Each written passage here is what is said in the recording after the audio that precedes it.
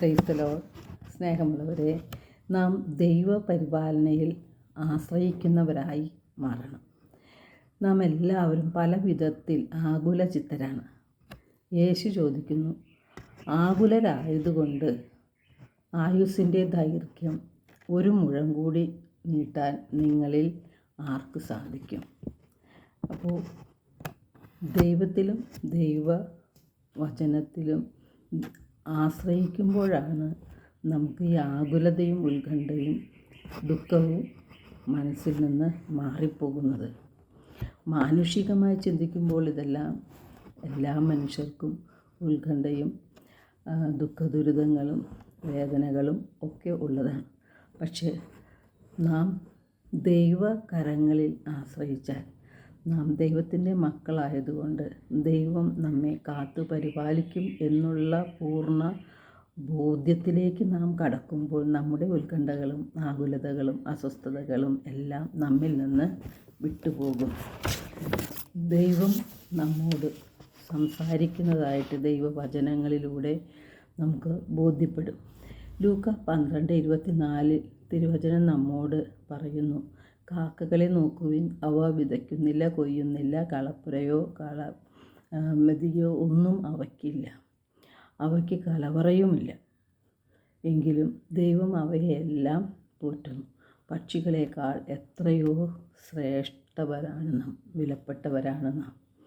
ഓരോ പ്രഭാതത്തിലും പക്ഷികൾ ഉണരുന്നത് പാട്ടുപാടിക്കൊണ്ടാണ്. അവർക്ക് സന്തോഷമാണ്. അവർക്ക് ഒന്നിനെക്കുറിച്ചും ഒരാകുലതയോ ഉത്കണ്ഠയോ ഇല്ല. പക്ഷികളെക്കാൾ ശ്രേഷ്ഠരാണ് നാം എന്ന് പറയുമ്പോൾ, ദൈവം തൻ്റെ ഛായയിലും സാദൃശ്യത്തിലും സൃഷ്ടിച്ച് തൻ്റെ ആത്മാവിനെ നൽകി നമ്മെ പരിപാലിച്ചു കൊണ്ടിരിക്കുന്ന ആ ദൈവം നമുക്ക് വേണ്ടതെല്ലാം തക്ക സമയത്ത് തരും എന്നുള്ള ആ ഉറപ്പാണ് നമുക്ക് വേണ്ടത്. സ്വപുത്രനെ പോലും ഒഴിവാക്കാതെ നമ്മുടെ രക്ഷയ്ക്ക് വേണ്ടി അവനെ ഏൽപ്പിച്ചു തന്ന ദൈവം അവനോടുകൂടെ സമസ്തവും നമുക്ക് നൽകാതിരിക്കുമോ എന്ന് ദൈവം തന്നെ നമ്മോട് ചോദിക്കുകയാണ്. നമ്മുടെ രക്ഷയ്ക്ക് വേണ്ടിയാണ് ദൈവം തൻ്റെ പുത്രനായ യേശുവിനെ പീഡാസഹനത്തിനും കുരിശുമരണത്തിനും ഏൽപ്പിച്ചു തന്നത്. ആ ദൈവം നമുക്ക് വേണ്ടതെല്ലാം തക്ക സമയത്ത് നൽകിയിരിക്കും. കാരണം ദൈവത്തിന് പ്രിയപ്പെട്ടവരാണ് നാം ഓരോരുത്തരും. വിശുദ്ധ മത്തായിയുടെ സുവിശേഷം 6:33 യേശു പറയുന്നുണ്ട്, നിങ്ങൾ ആദ്യം അവിടുത്തെ രാജ്യവും അവിടുത്തെ നീതിയും അന്വേഷിക്കുക, അതോടൊപ്പം മറ്റുള്ളവയെല്ലാം നിങ്ങൾക്ക് ലഭിക്കും. നമ്മുടെ എല്ലാ പ്രശ്നങ്ങൾക്കും ആകുലതയ്ക്കും ഉള്ള ഉത്തമമായ മറുപടി ബൈബിളിലുണ്ട്. അവ നാം കണ്ടെത്തി വായിച്ച് സമാധാനം കണ്ടെത്തുകയാണ് വേണ്ടത്. നാം ബൈബിൾ വായിക്കുമ്പോൾ ദൈവം നമ്മോട് നേരിട്ട് സംസാരിക്കുകയാണ്. ആ ദൈവവചനത്തിൽ പരിശുദ്ധാത്മാവിൻ്റെ ശക്തിയുണ്ട്. ആ ആത്മാവിൻ്റെ ശക്തിയാണ് നമുക്ക് ധൈര്യവും അതുപോലെ നമുക്ക് മുന്നോട്ട് പോകാനുള്ള പ്രത്യാശയും നമുക്ക് നൽകുന്നത്. ദൈവവചനത്തിൽ ആഴപ്പെട്ട് വിശ്വസിച്ചുകൊണ്ട് ഹൃദയത്തിൽ എളിമയോടെ വചനം സ്വീകരിക്കുമ്പോഴാണ് നമുക്ക് ശാന്തി സമാധാനവും ലഭിക്കുന്നത്.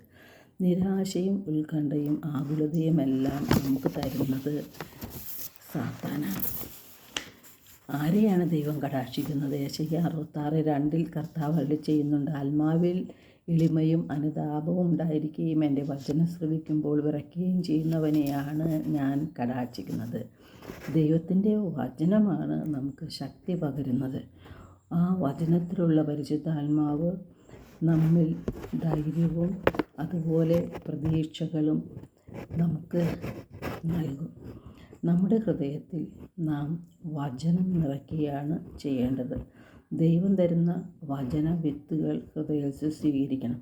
അപ്പോൾ നമ്മുടെ ഉത്കണ്ഠയുടെയും വേദനയുടെയും എല്ലാ സമയത്ത് ഈ വചനങ്ങൾ നമ്മുടെ ഹൃദയത്തിൽ മുളച്ച് നമുക്ക് ആശ്വാസം പ്രദാനം ചെയ്യും.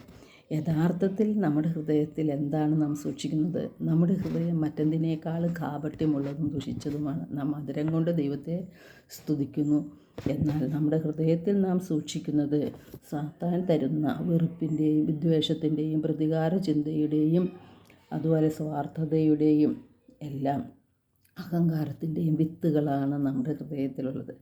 അത് നാം ഹൃദയത്തിൽ സൂക്ഷിക്കുമ്പോൾ ആ വിത്തുകൾ മുളച്ച് നമുക്ക് നിരാശയും പ്രതികാര ചിന്തകളും സ്വാർത്ഥതയും ദേഷ്യവും മുൻകോപവും എല്ലാം നമ്മുടെ ജീവിതത്തിൽ ഉണ്ടാകും.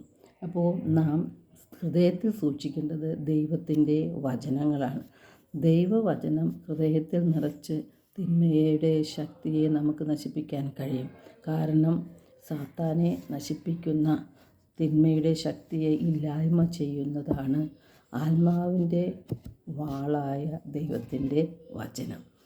ഈ വചനത്തെ ഹൃദയത്തിൽ സ്വീകരിച്ചുകൊണ്ട് നമുക്ക് നമ്മുടെ ഉത്കണ്ഠകളെയും ആകുലതകളെയും പ്രതിസന്ധികളെയും തരണം ചെയ്യാൻ നമുക്ക് സാധിക്കും.